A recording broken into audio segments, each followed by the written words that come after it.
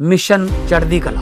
और मैं भारत के हर नागरिक को, उद्योगपति को, चैरिटेबल ट्रस्टों को, कलाकारों को, पूरी दुनिया में बसते पंजाबियों को, बहन भाइयों को दिल से अपील करता हूँ, आओ पंजाब को दोबारा अपने पांव पे खड़े करने का टाइम आ गया है। पुनर्वास में और रिस्ट्रक्चर में पंजाब का साथ दीजिए। मैं वचन देता हूँ, जो भी आप मेहनत की कमाई से 1 रुपया भी अगर निकालोगे तो 1.25 रुपया बना के हम पारदर्शिता और ईमानदारी से इस्तेमाल करेंगे।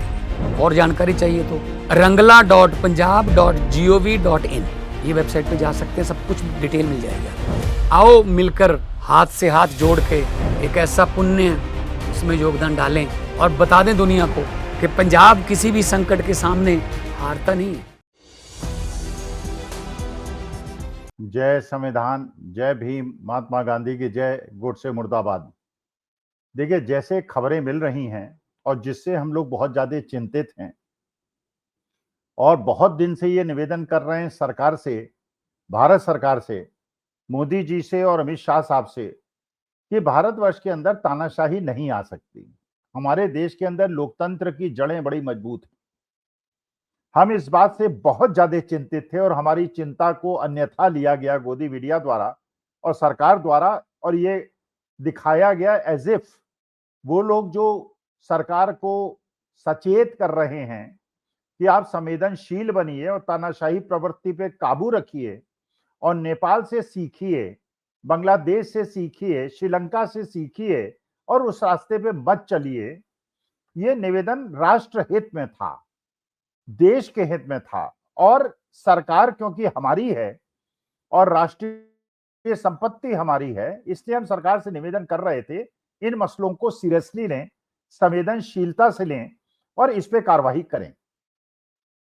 लेकिन आपने देखा सारे गोदी मीडिया ने राहुल गांधी के उस स्टेटमेंट को किस प्रकार से तोड़ मरोड़ के पेश किया और ये दिखाने का प्रयास किया एज इफ राहुल गांधी देश की जनता को भड़का रहे हैं, जबकि वास्तविकता ऐसी नहीं थी। देखिए, कश्मीर के अंदर क्या हुआ आपको पता है। कश्मीर एक स्टेट था जहां चीफ मिनिस्टर होता था और वो लोकतांत्रिक रूप से चुना जाता था और वहां पे अपने जनता की अपेक्षाओं को पूरा करता था। भारतीय जनता पार्टी ने एक षड्यंत्र के रूप में महबूबा मुफ्ती, वो महबूबा मुफ्ती जिनको भारतीय जनता पार्टी के लोग देश विरोधी, जिनको पाकिस्तान का समर्थक कहते थे, उस महबूबा मुफ्ती के साथ उन्होंने समझौता किया, सरकार बनाई और सरकार बना के महबूबा मुफ्ती को मुख्यमंत्री बनाया और खुद उसमें डिप्टी चीफ मिनिस्टर और मिनिस्टर बन के बैठ गए।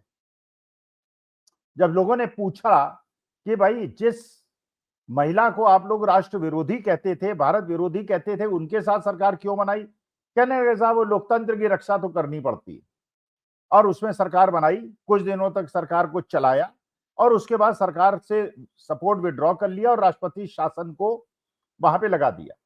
राष्ट्रपति शासन को लगाने का मतलब यह था कि लोकतांत्रिक हत्या तो हो गई और उसके बाद सरकार ने वहां पे जिस प्रकार से स्टेट को 3 पार्ट में बांट दिया, यूनियन टेरिटरीज बांट दिया, लद्दाख को अलग कर दिया, जम्मू को अलग कर दिया, कश्मीर को अलग कर दिया, तो हालांकि कश्मीर के अंदर जीत हुई उमर अब्दुल्ला की, नेशनल कॉन्फ्रेंस की, लेकिन उसके बावजूद उनके पास अधिकार नहीं रहे क्योंकि वो यूनियन टेरिटरी बन गया था और मनोज सिन्हा साहब जो लेफ्टिनेंट गवर्नर थे वहां शासन चलाने लगे और अमित शाह उनके माध्यम से अपनी पुलिस और अपने प्रशासन को उन्होंने थोपा। ये लोकतंत्र की हत्या थी।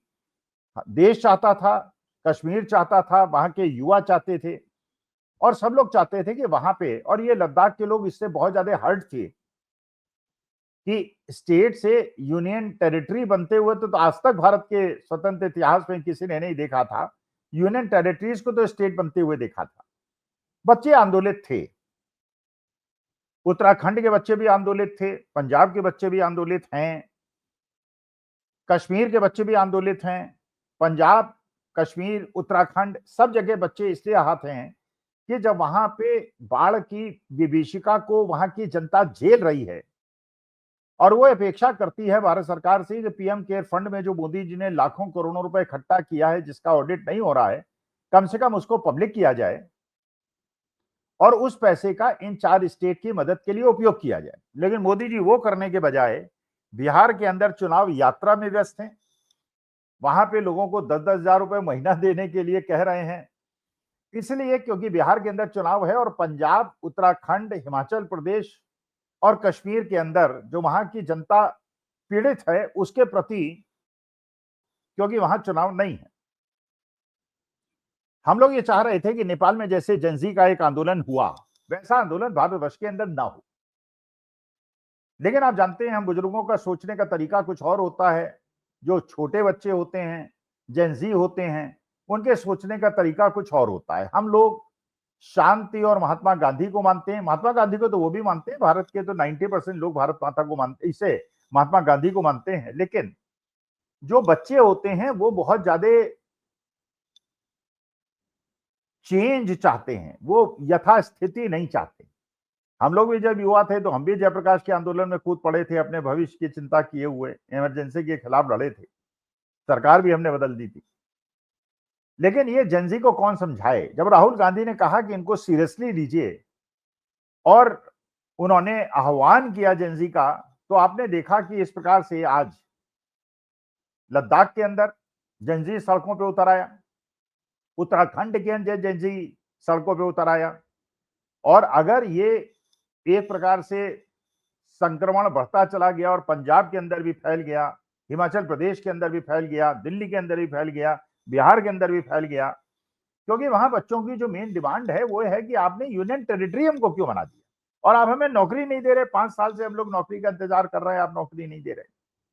बच्चों की सबसे बड़ी अपेक्षा होती है उन्हें अच्छा शिक्षा स्तर मिले और उन्हें नौकरी मिले। शिक्षा स्तर नीचे गिरता चला जा रहा है, हर चीज प्राइवेटाइज होती जा रही है, महंगी होती जा रही है, गरीब और मध्यम वर्ग के पहुंच से बाहर होती जा रही है, नौकरी उनको मिल नहीं रही। तो जिस चीज के लिए हम लोग सरकार को चेता रहे थे कि आप संवेदनशील बन जाइए और जेनजी को लाइटली मत लीजिए, आज आपने देखा लद्दाख के अंदर वो बच्चे सड़कों पे उतर आए और उन्होंने वहां बहुत सारे दफ्तरों को आग लगा दी। इसलिए भी आग लगा दी जो उचित नहीं है, जो नहीं होना चाहिए था, क्योंकि वहां पे सोनम वांगचुक जो ऐसे व्यक्ति हैं जिन्होंने एक ऐसी यूनिवर्सिटी कायम की है जिसमें बेसिकली बच्चों को ट्रेडिशनल एजुकेशन देने के बजाय स्किल डेवलपमेंट के लिए बढ़ाया जाता है, जो भारत सरकार की भी नीति है।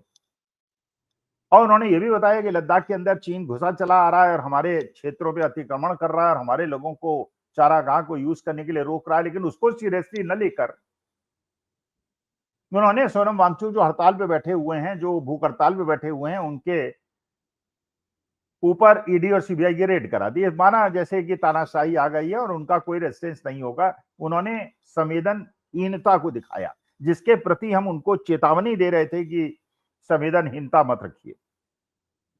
वहां भी बच्चे सड़क पे उतर आए, उत्तराखंड में भी सड़क पे उतर आए।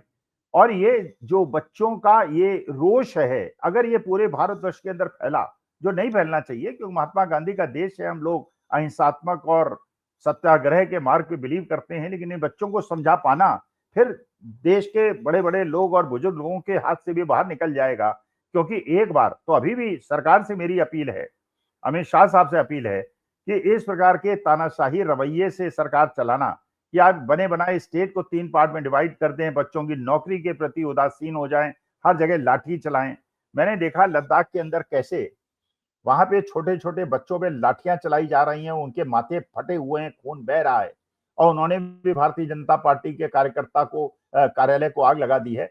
ये दोनों चीजें गलत हैं। बच्चों पे लाठी चार्ज भी नहीं होना चाहिए और बच्चों को भी कार्यालय नहीं चलाने चाहिए। लेकिन बच्चों को समझाना मुश्किल है, बुजुर्गों को समझाना आसान है, क्योंकि अमित शाह साहब जो हैं बड़े बुजुर्ग हैं, उनका बेटा भी है, उनका पौत्र और पौत्री भी हैं, और उनका बेटा जिनको नेपो किड कहा जाता है, जो बड़े बड़े लोग बड़े बड़े पदों पर हथिया के बैठ गए हैं, वो पहले बीसीसीआई के अध्यक्ष थे, अब वो इंडिया इंटरनेशनल क्रिकेट बोर्ड के अध्यक्ष हैं। तो लोग, छोटे बच्चे ये कहते हैं हमको तो नौकरी नहीं मिल रही, और वहां जय शाह, अमित शाह साहब के बेटे बड़े बड़े करोड़ों रुपए की आमदनी ले रहे हैं और पाकिस्तानी लोगों के साथ क्रिकेट खेल रहे हैं। और 26 जवानों पर्यटकों की जो हत्या हुई, उसके बदले जय शाह साहब पाकिस्तानी क्रिकेटर के साथ क्रिकेट खेल रहे हैं। ये चीजों का संवेदनहीनता जो सरकार की तरफ से है वो नहीं होनी चाहिए। सरकार को सचेत होना चाहिए। उनसे ज्यादा अपेक्षा है कि वो संवेदनशीलता दिखाएं और बच्चों से बात करें, वार्ता करें, उनकी समस्याओं का हल करें, वरना फिर हमारे देश के साथ जो हम नहीं चाहते हो अगर वो हुआ तो उसकी पूरी जिम्मेदारी भारत सरकार की और अमित शाह साहब की और मोदी जी की होगी। उनसे मेरा निवेदन है, सरकार की आप कर्ता धर्ता हैं, गुजरात लॉबी का डंका बोल रहा है, इसलिए बच्चों से वार्ता करें, उनकी बातें मानें और उन्हें नौकरियां दें और सब कुछ बड़े बड़े गुजरात लॉबी के पूंजीपतियों को न दें। नमस्कार, धन्यवाद, प्रणाम।